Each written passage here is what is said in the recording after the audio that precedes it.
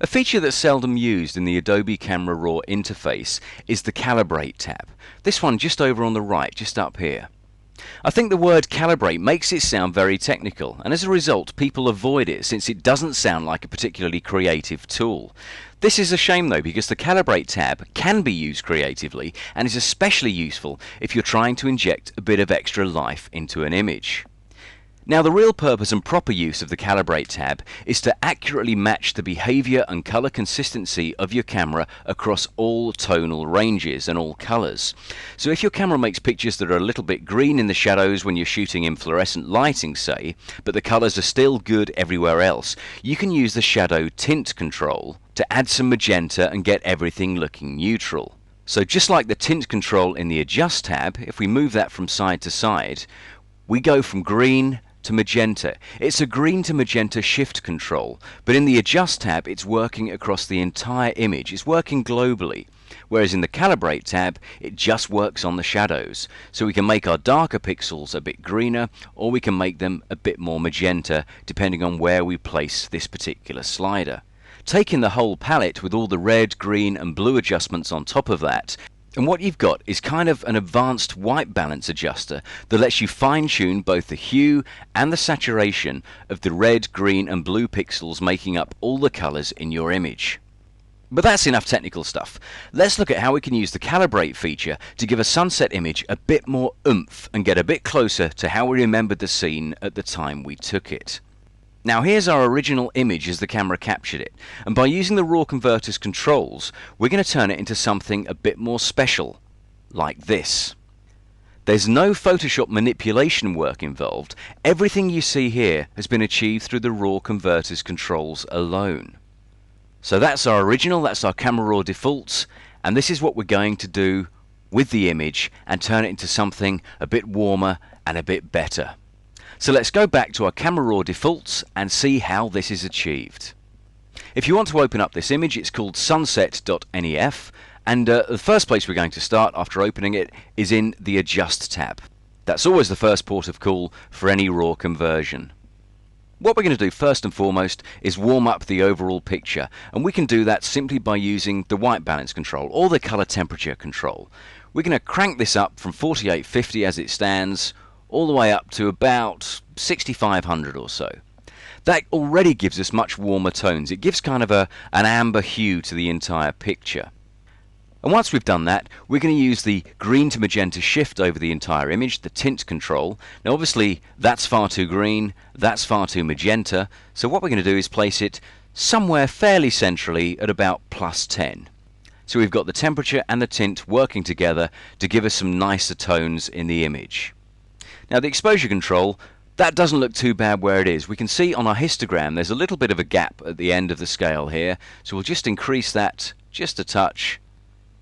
There we go, up to about +0.2, and we've got the histogram just going to the end of the scale here, so that's about right. The shadows are currently set on 5, but we could do with increasing that a bit. This area is going to be black anyway, it's a silhouette. So we've got this gap in the histogram here, and it makes sense to actually bring this part of the histogram back to here so we get some good rich shadow tones. So let's just move that across. I think that's probably enough there. If we go too far, we're going to make our sky black at the top, which we don't want. So we'll just back off the shadows to 10 or 11 or so. That's good. Then we've got a jet black foreground silhouette, and we still have a bit of tonality left in the sky at the top of the frame. Brightness and contrast, they look fine as they are, so I'll leave those set to +50 and +25. And saturation, we're going to leave that set to 0 because the saturation is something we're going to control in the Calibrate tab rather than here. If we just crank it up, we boost all the colors at the same time and it starts to block out and look a bit of a mess. So we'll leave saturation set to 0, and then we'll move on to see what other adjustments we need. Well, I'm going to take a quick look at the Curve tab, because in here we want quite strong contrast, so I'm just going to use the preset values and select strong contrast from the tone curve.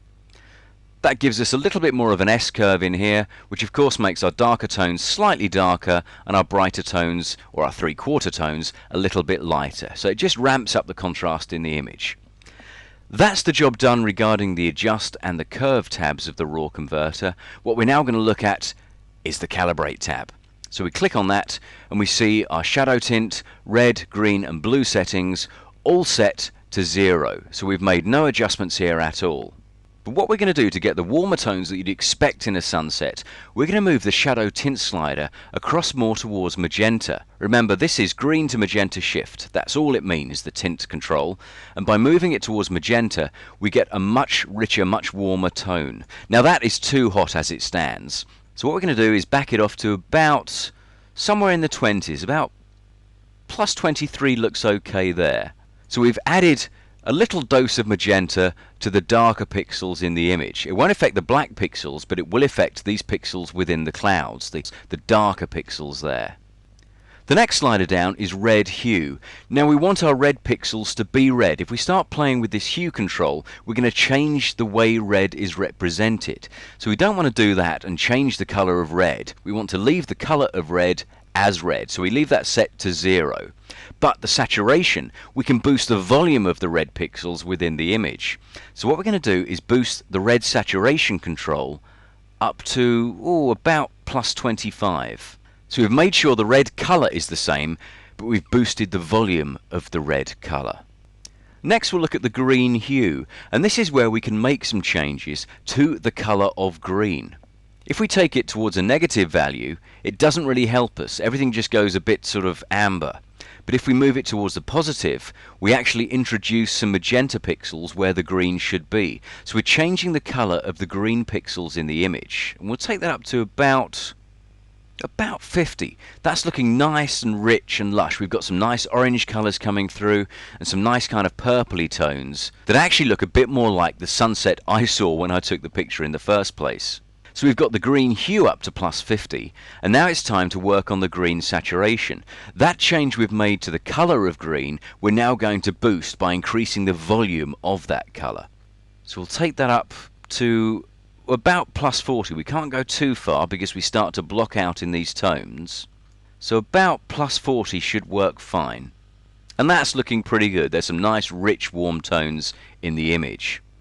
When it comes to the blue hue, we're actually going to change the color of the blue pixels in the image. We're just going to move them down slightly, just a touch. That's too much there.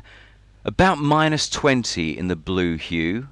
And for the blue saturation, we'll increase that to, can't go too far, about plus 10 in the blue saturation.